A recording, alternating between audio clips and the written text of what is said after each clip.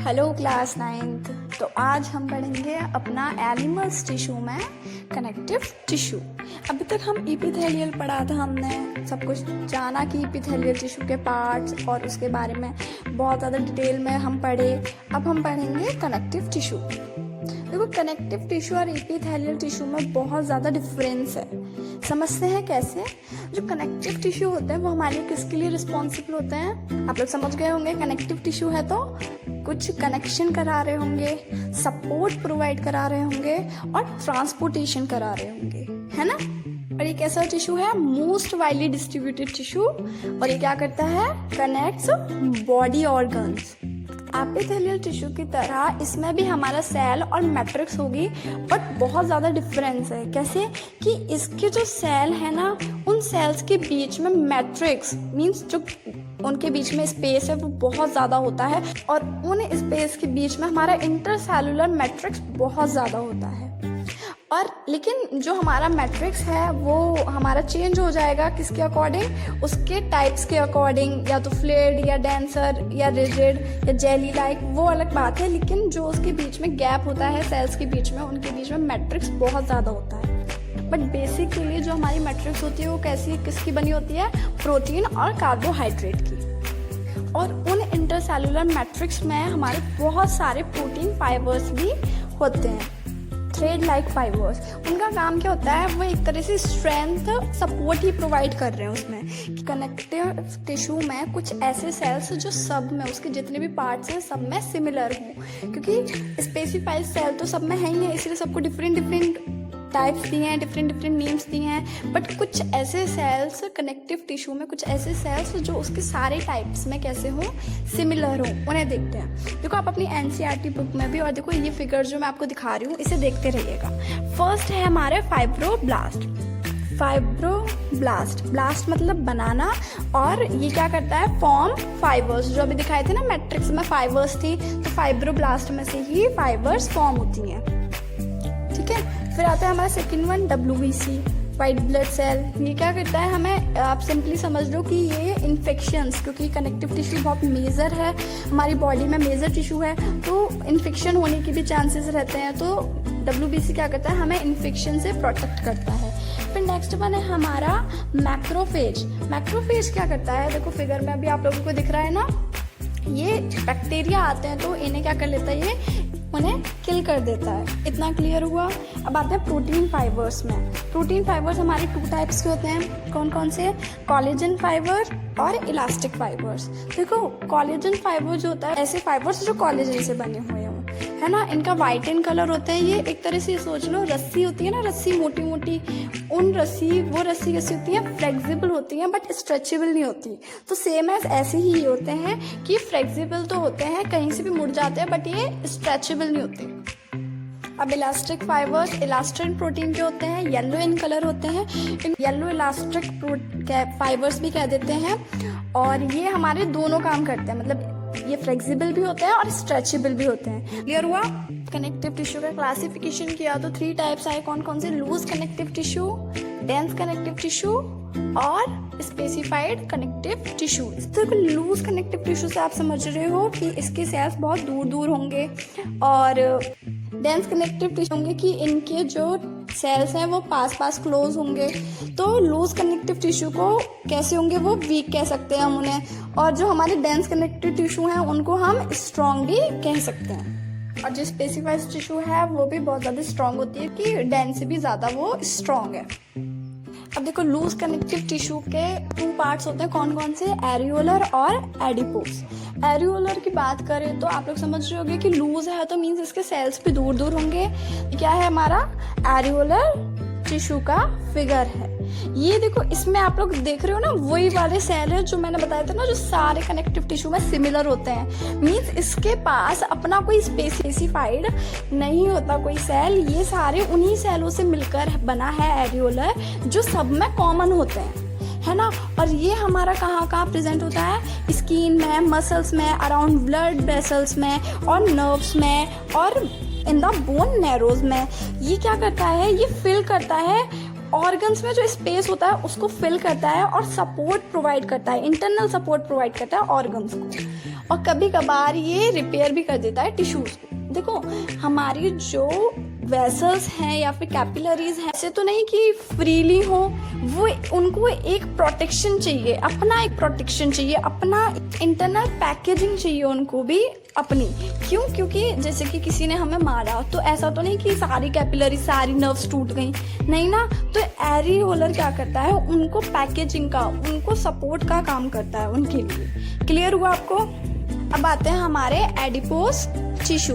देखो adipose tissue में भी वो सारे सेल्स होंगे जो हमारे सिमिलर है कनेक्टिव टिश्यू में। जैसे अभी हमने पढ़ा था कौन कौन से, फाइब्रोब्लास्ट और मैक्रोपेजेस, कॉलिन फाइबर्स, ये सब इसमें होंगे। बट इसमें इसका एक स्पेसिफाइड सेल भी है। कौन सा होता है वो स्पेसिफाइड? एडिपोसाइट्स, जो बहुत इंपॉर्टेंट होता है। और उन एडिपोसाइट सेल्स में बीच में एक बहुत मोटी फैट की ड्रॉप भी होती है। ये क्या करता है, हमारा स्टोरेज ऑफ फैट करता है। और ये कहाँ होता है हमारा? Below the skin and between internal organs, and it act as a insulator. Clear हुए आपको दोनों? अब आते हैं नेक्स्ट पे। अब डेंस कनेक्टिव टिश्यू के दो टाइप्स हैं। कौन कौन से? Dense regular connective tissue and second one dense irregular connective tissue. चलो समझते हैं फर्स्ट वन। देखो जो डेंस रेगुलर कनेक्टिव टिश्यू है वो क्या करते हैं, अपने आप को एक रेगुलर डायरेक्शन में अरेंज कर लेते हैं। मींस जहाँ से उनकी स्ट्रेचिंग होगी, उन लोगों को पहले से, मतलब ये समझो कि जैसे उनको पता है कि उनकी स्ट्रेचिंग किधर से होगी, तो वो उसी डायरेक्शन में अपने आप अरेंज हो जाते हैं, एक ही डायरेक्शन में सारे एक रेगुलर शेप में, है ना, अपने को अरेंज कर लेते हैं। और डेंस इरेगुलर कनेक्टिव टिश्यू में क्या होता है कि ये अपने आप को हर तरह से अरेंज करते हैं, हर डायरेक्शन में, क्योंकि इनकी स्ट्रेचिंग कहीं से भी हो सकती है। अपने आप को उसी तरह से अरेंज कर लेते हैं, मींस हर डायरेक्शन में अपने फाइबर्स को फैला देते हैं। एग्जाम्पल देखते हैं डेंस रेगुलर के, तो होते हैं हमारे टेंडन और लिगामेंट। देखो थोड़ा सा देखते हैं कि टेंडन क्या होते हैं, जो हमारी मसल्स को बोन से कनेक्ट कराते हैं, मसल्स टू बोन। और लिगामेंट क्या होते हैं, जो हमारे बोन टू बोन कनेक्ट कराते हैं। समझ में आ रहा है ना? जो बोन को बोन से कनेक्ट कराते हैं, BLB, वो होते हैं हमारे लिगामेंट। और जो मसल्स को बोन से कनेक्ट कराते हैं वो होते हैं हमारे टेंडन। और डेंस इरेगुलर का लें तो हम डर्मिस, जो क्या है, एक स्किन का पार्ट है ना, क्योंकि आप देखते हो स्किन को हम कहीं से भी स्ट्रेच। और सेकंड वन है पेरिकॉन्ड्रियम। देखो हो सकता है ये शायद आप लोगों को बुक में ना मिले, बट आप लोग इनके एग्जाम्पल याद रखें, कौन से? डर्मिस और पेरिकॉन्ड्रियम। ठीक है, नेक्स्ट वन आता है हमारा स्पेशलाइज्ड कनेक्टिव टिश्यू। इसके भी देखो पार्ट्स होते हैं। कौन कौन से? एक तो स्केलेटन और एक होता है फ्लूइड। स्केलेटन के भी टू पार्ट्स हैं कि स्केलेटन किससे बना है, बोन से और कार्टिलेज से, और फ्लूइड में ब्लड। ओके, समझते हैं हम। देखो अब कार्टिलेज की बात करें तो cartilage is a pliable but resist compression. Means जो हमारा कार्टिलेज है वो कैसा है कि वो बोन के बराबर हार्ड नहीं है। मींस सिंपली मैं कहूँ तो ये ऐसा है कि ये कंप्रेस नहीं होगा, रेसिस्ट कंप्रेशन। मींस ये हम चाहेंगे इसे दबा के छोटा कर दे तो ये वो नहीं होगा। बट प्लाएबल मींस कहीं से भी इजीली मुड़ जाएगा। जैसे कि हमारा ईयर है, ईयर हमारा कैसे भी मुड़ जाता है ना किसी भी तरह से, बट अगर हम चाहें उसे कंप्रेस कर दे, उसे छोटा कर दे दबा के, तो वो नहीं हो पाएगा ना।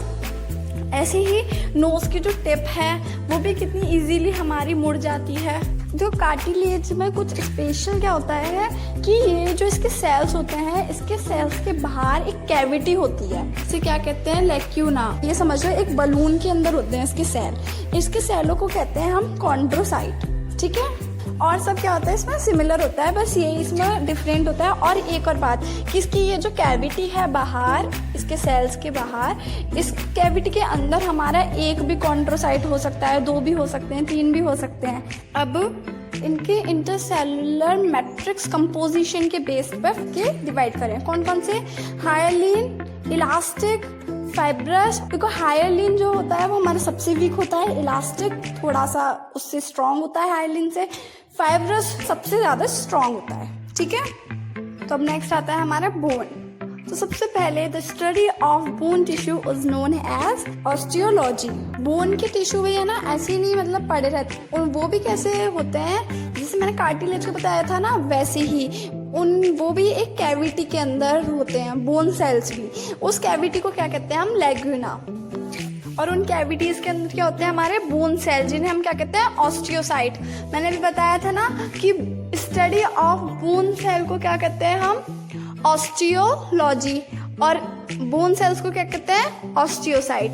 तो उन कैविटीज के अंदर आप देखो फिगर में क्या है हमारे बोन सेल्स। और देखो इसमें एक है ना हर्बेशियम कैनाल भी होता है, जो पैरेलल होते हैं, वो क्या करते हैं न्यूट्रिशन प्रोवाइड करते हैं सेल्स को, ठीक है। और सब इसमें भी होता है, जैसे कार्टिलेज सेल्स, कोलेजन फाइबर्स, ठीक है। देखो अब देखते हैं कि एक लॉन्ग बोन के अंदर हमारी कैविटी होती है, जिसे हम कहते हैं मेडुलरी कैविटी। एक और चीज़ जो लास्ट वाला पॉइंट है उसमें देखो, मैंने अभी आप लोगों को बताया था ना मेडुलरी कैविटी, उसके बीच में हमारा क्या होता है येलो बोन नैरो होता है, जो क्या करता है फैट कंटेन करता होता है, ठीक है। ये सारे की पॉइंट्स है, इन्हें आप पढ़ लेना। अच्छा, अब आता है हमारा ब्लड में भी 3 चीज़ें, क्या आरबीसी, डब्ल्यूबीसी और प्लेटलेट्स।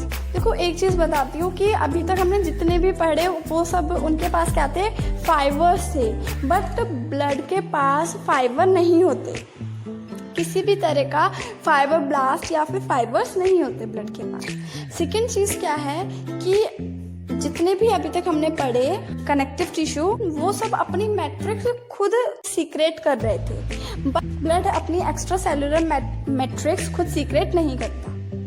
ब्लड के सेल्स कहाँ से बनते हैं बोन मैरो से। आरबीसी, डब्ल्यूबीसी और प्लेटलेट्स अपनी मैट्रिक्स खुद नहीं बना रहे, ब्लड की मैट्रिक्स खुद नहीं बन रहे, इसीलिए बस ये ऐसे होते हैं जिनकी मैट्रिक्स ऐसी होती है फ्लूइड होती है, और लिम्फ की भी, जिसके बारे में आप आगे पढ़ोगे, ठीक है। तो ये पूरा था हमारा कनेक्टिव टिश्यू। अब जो हम नेक्स्ट पढ़ेंगे इसके बाद वो है हमारा मस्कुलर टिश्यू और नर्वस टिश्यू, ठीक है। Okay, thank you.